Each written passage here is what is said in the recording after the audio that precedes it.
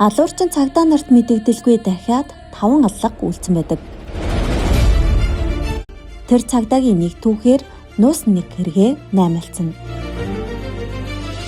Гибом хэрэг хүлээсэн ч мөрдөгчд шин сэжигтэн олдог. Камурдагч болсон тэр сэжигтэн хэн бэ? Сайн бацхан үзэгчдээ The Scarecrow цувралынхаа 6 дугаар ангийг хүлээн авна уу?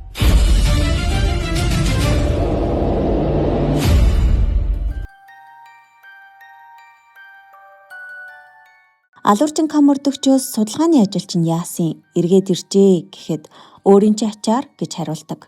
Гэтэл миний онцгойг тайлсан уу гэсэн алуурчны асуултанд 12 дээр нэмэх нь 2 нийтдээ 14 хүн амны хэрэг гэж хариулдаг. Алуурчин түүнийг зөв таалаа. Таныг учрыг нь олно гэж мэдсэн юм аа гэхэд тэгвэл мөрдөгчдийн мэдэгдээгүй дахиад 5 алга байсан гэхгээ юу гэж камурдагч асууна. Алуурчин өдөөс нь би олон нийтэд мэдэгдсэн 9 хэрэгээ одоо хүлээе. Үлдсэнийг нь ч үннээр нь ярив. Гэхдээ нэг болцолтой. Камурдагч өдөөс нь тэгээд өөр юу мэдэх гэсэн юм бэ гэж асуухад та бүхний алдсан гэсэн мэт. Яг юу алдсныг тань сонсомоор байна гэж тэр хэлдэг. Аргагүй байдалд орсон камурдагч тохирлоо гэд хүрмээ тайлав. Ингээд алуурчин мөрдөгчдийн мэдээгүй нууц 5 алгахын талаар ярихаар болж хариуд нь камурдагчоос түүний алдсан найзынхын түүхийг сонсохоор яарвчилдаг. Ингээд дүрс 1988 он руу шилжинэ. Сайн ажиллаа гэж ча прокурор даргаасаа магтаал сонсов.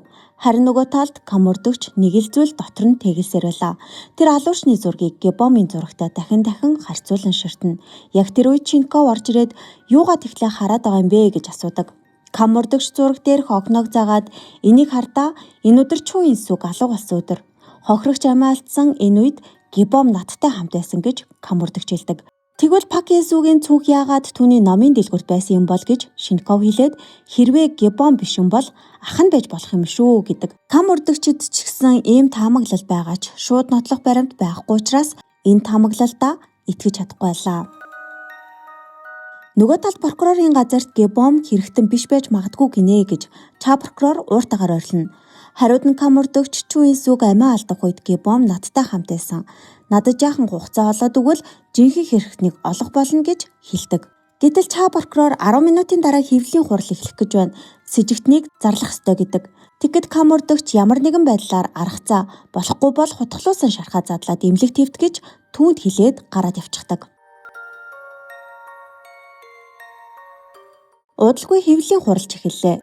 Ча прокурор сэтгүүлчдийн өмнө гарч ирээд 2 жилийн турш үргэлжилсэн цуврал алгын хэрхийг тайлбарлах гэж оролдоно. Гэвч тэр тодорхой зүйл хэлэхгүй булзааруулж эхлэхэд сэтгүүлчд бухимдав. Тэгээ хэрэгтнийг барьсан юм уу үгүй юм уу? Юугаа яриад байгаа юм бэ гэж танхим тэр чигтээ шуугилдаж эхлэв. Ча прокурор камурдагчийн хийснээр жаахан хугацаа хожихыг оролдож байсан ч тэнд аав нэр чигсэн зогсож байхыг хараад царай нь хувирдаг.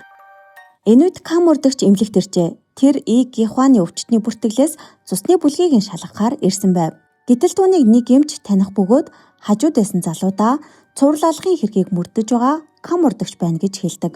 Үүнийг сонссон өнөөх залуу өөрийгөө түүнтэй танилцуулж өгөхийг хүсдэг. Түүнийг Жон Юнсок гих бөгөөд Солонгосын адмын судалгааны хүрээлэнд ажилладаг мэргэжилтэн байлаа. Камурдагч түүнээс ямар учраас өөртөө уулзахыг хүссэн талаар тодруулахад тэр сэжигтнүүдийн хүрээг эрс багасгах нэг арга байгааг хэлдэг.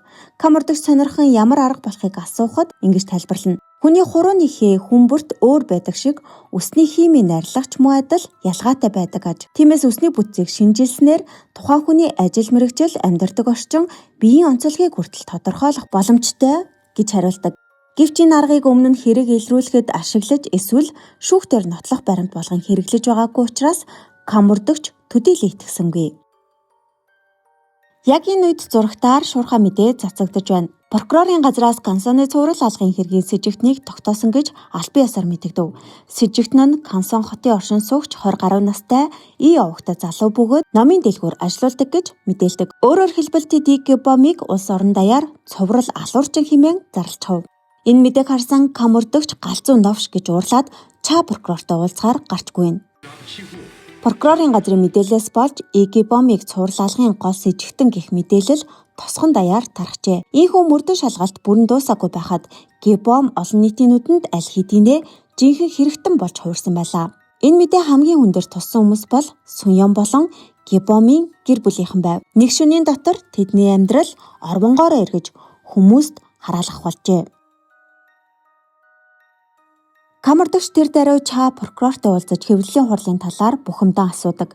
Гэтэл Ча прокурор өөрийгөө зөвтгөн зураг дээр хогноо нь Чу Инсүг алга болсон өдөр болохоос нас барсан өдөр гэж батлах боломжгүй хэмээн тайлбарладаг. Гэвч түүний энэ үг үнэндээ аавлаас хайшаагдах гэсэн шалтгаан шиг сонсогдож байлаа. Камардагч түүнээс гинэт яагаад ийм үнцэлгүй дүгнэлт хийж байгааг асуухад Ча прокурор харин эсэргээрээ түүнийг нотлох баримтаа яар гэж буруутгадаг. Тэгээд чи Суньоноос болоод Гибомыг өмөрөөд байгаа үстэй.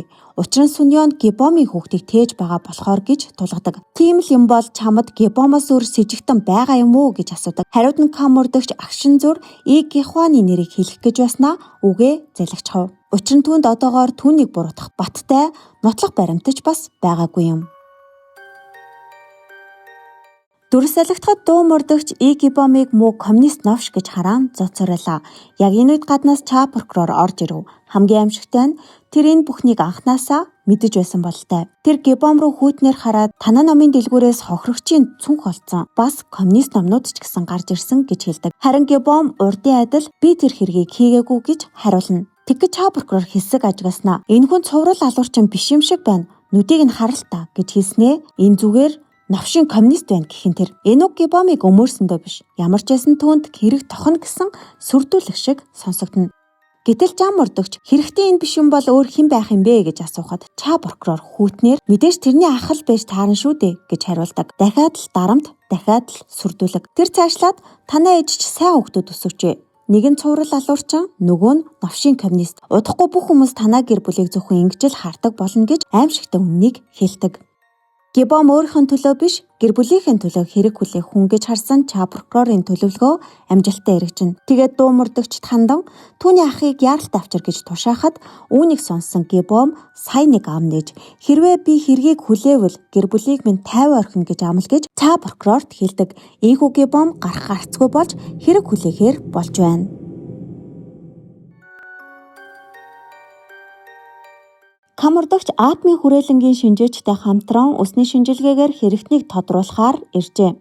Шинжилгээний хариу хэрэгтнийг гагнуур эсвэл хайшны үйлдвэрт ажилладаг их хөлөрдөг хүн гэж тодорхойлов. Гихуан их нэртэй хэсэг хугацаанд аав ээж дээрээ очиод байж бай гэж хэлээд явуулдаг.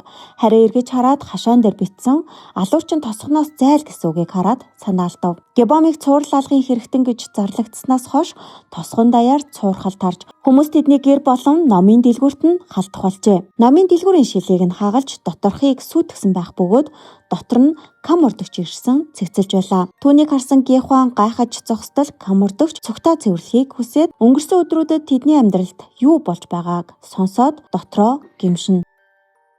Яг тэр үед Гихуан шилэнд гараа зусчив. Камардагч яараа очиж алчуураараа цусыг нь дарж өгөх бөгөөд яг энэ хүчит соо сэтгүүлж орж ирдэг. Тэр чи Гихуаны цусаар яах гэж байгаа юм бэ гэж уурлаад чамд Гибом хангалтгүй юу? Одоо бүр Гихуаныг сэжиглэж эхэлсэн хэрэгүү гэж бухимддаг. Тэр яриаг сонссон Гихуан өөрөө хурч ирээд миний цусны бүлэг тэг гэж хэлдэг. Тэгээд өөрийг нь сэжиглэж буй найстаа гомцсондоо уураа барьж чадалгүй түүнийг цохоод авав. Хэсэг хугацааны дараа тэд номын дэлгүүрт эргэж ирээд ярилцсан. Энд хохирогчийн цүнхийг өөр хүн зориуд тавьсан байх боломжтой юу гэхэд энэ үг Камардагчид шин таамаг төрүүлдэг. Тэр Гибомын найзуудаас үйлдвэрт ажилладаг хүн байгаа юу гэж Гихуанаас асуув. Гэтэл тэдний дунд Илван Индастрист гэх үйлдвэрт ажилладаг Жонсу гэдэг залуу байдаг гэж хэллээ.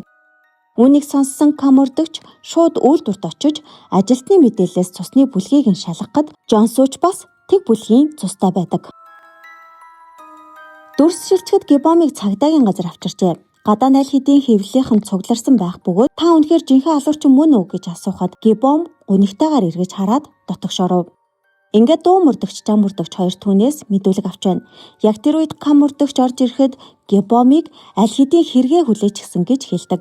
Үүнийг сонсон Камардагч гайхаж ийм хурдан уу гэж асуугаад түүнтэй ганцаараа ярилцахыг хүсв. Камардагч Гибомоос чи цуврал алуурчин юм уу гэхэд Гибом тийм гэж хариулна.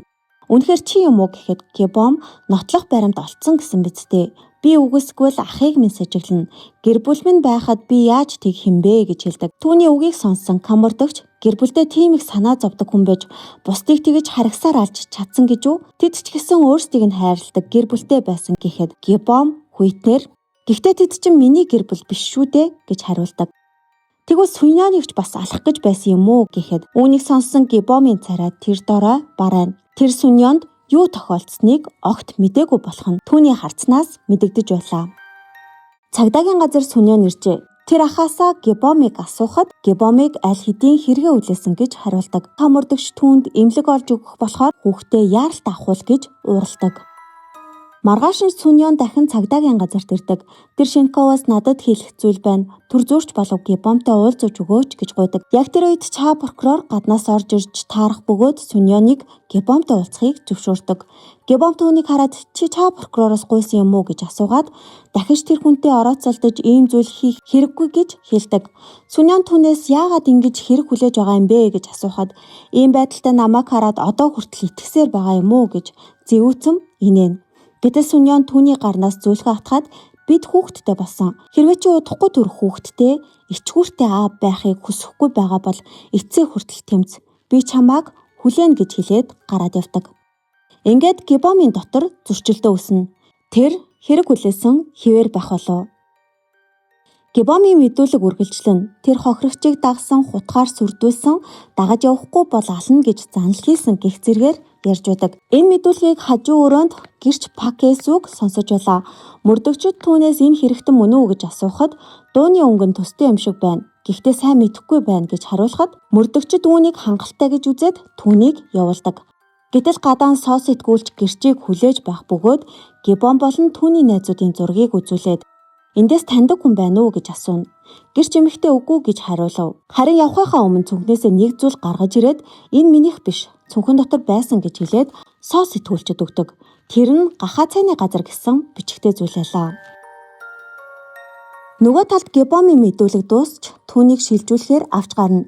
Яг тэр үед нэг жаахан хүү гүйж ирээд Гибомын хөлийг тэврэв. Удалгүй ээж нь араас нь ирж уушлаарай гэд хүүгээ дагуулад явчихв. Гибом маань аа болох гэж байгаагаа мэдсэн учраас энэ хэсэг түнд нэлээд хүн тусжуулаа. Энэ бүхнийг хар зогссон Камурдагч Гибомын мэдүүлгийг дахин шалгаж үздэг.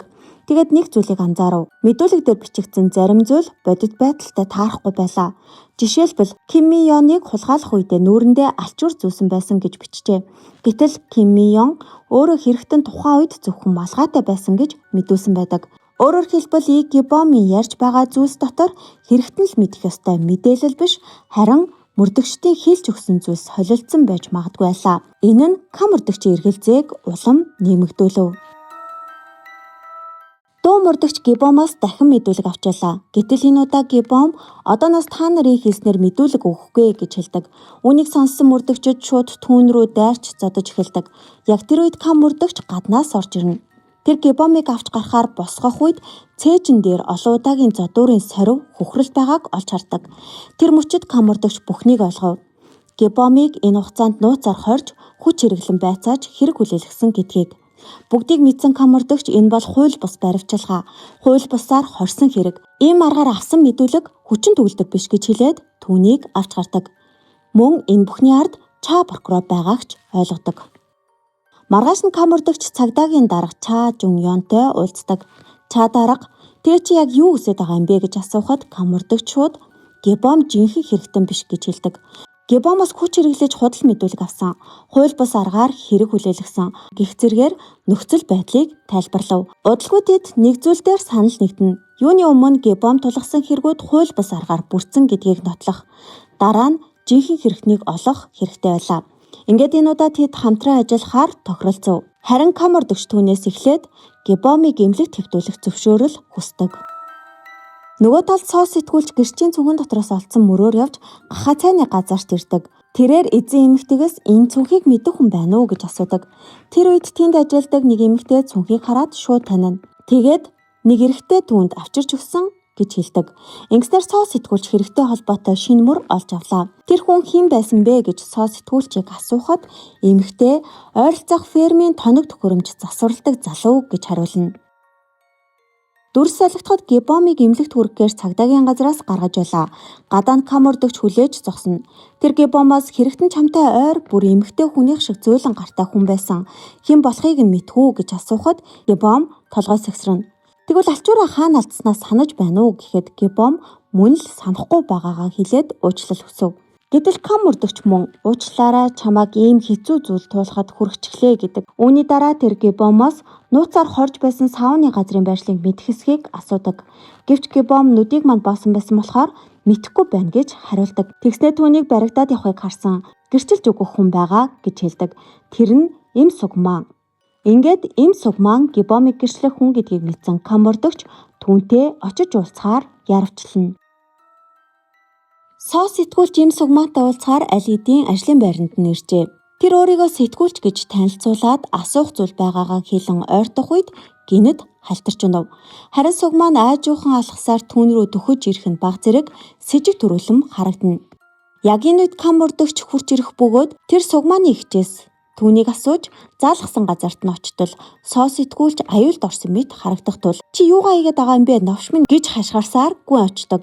Гэвч үнэндээ Сугман соо сэтгүүлчийн гарт орсон шилийг нь авч өгч тусалж байсан аж. Соо сэтгүүлч гэрчийн цүнхний талаар асуухаар ирсэн бол камордогч Гибомыг баригдаад явахыг харснаа гэрчилж өгөхийг хүсэж ирсэн байлаа. Сугманы хэлснээр тэр Пакесугийн цүнхийг олж дараа нь номын дэлгүүрт аваачч тавьсан гэж хэлдэг. Хэрэв үнийг албан ёсоор гэрчилбэл Гибомын эсрэг байгаа хамгийн чухал нотлохооны нэг нуран унах байлаа. Сугманч гэрчилж өгнө гэж зөвшөөрдөг. Гэхдээ эхлээд ажлаа дуусгачаад явъя гэж хэлээд дотогш оров. Түүний алхаж явахыг харсан камордогчид Сүньёны хэлсэн нэг үг санаанд орно. Тэрээр алуурчин хөлөө гэмтээсэн хүн шиг эвгүй алхдаг гэж ярьсан. Харин Сугман төрөлхийн эвгүй алхдаг байлаа. Энэ мөчөөс эхлэн камордогч түүнийг өөр өнцгөөс харж эхлэв. Араас нь дагаж ажлын орчныг нь ажиглахад тэр гагнуур төмөр хайштай холбоотой үйлдвэрт ажилладаг бөгөөд байнга ихээр хүлэрдэг байв. Ингэснээр камордогчийн сэжиг Сугман руу улам хүчтэй чиглэж эхэлнэ. Камордогч цагдаагийн хувьд энэ бол миний алдаа байсан. Гибом жинхэнэ хэрэгтэн биш гэдгийг би илүү эрт ойлгох ёстой байсан гэж өөртөө харамсан хэлдэг. Харин алуурч өөдөөс нь "Тийм ээ, ямар ч гэмгүй Гибом л хамгийн их зовсон доо" гэж Хевник хариулна. Үүнийг сонссон камордогч "Чи Гибомын өмнө гэмшихгүй байна уу?" гэж асуудаг. Гэтэл алуурч нь тоосон шинжгүй "Би яагаад гэмших ёстой гэж би барьж хороогүй шүү дээ" гэж хариулдаг. Тэр хоёр хэсэг чимээгүй байснаа алуурчин "Тэгээ чиний алдсан найз чинь Гибом байсан юм уу?" гэж асуудаг. Камордогч түүн рүү хэсэг ширдснийхээ дараа тэр түүхийг дараа арай удаан ярих гэв. Алуурчин гинэт "Гэхдээ профессороо надтай хүндэтгэлгүй ярьж болохгүй юу? Тэр үед надтай хүндэтгэлгүй л харцдаг байсан шүү дээ. Хэдэн 10 жил уулзаагүй болохоор мартчихаа юу?" гэж асууна. Тэгснээ "Намайг ер нь таньж байгаа үсттэй." Энд хүрээд цувралын маань 6 дугаар анги төгсдөг. Олон жилийн турш нуугдсан алуурчин камордогчийн хуучны танил хүн байжээ. Тэгвэл тэр яг хэн юм бол? Камордогч өнгөрсөн хугацаанд хэнийг алдсан бэ? Үнэхээр Эм Сугман энэ бүх хэргийн ард байгаа юу? Эдгээр асуултын хариуг дараагийн ангиас хамтдаа үздэцгээе. Тэр хүртэл баяртай үзэгчтэй.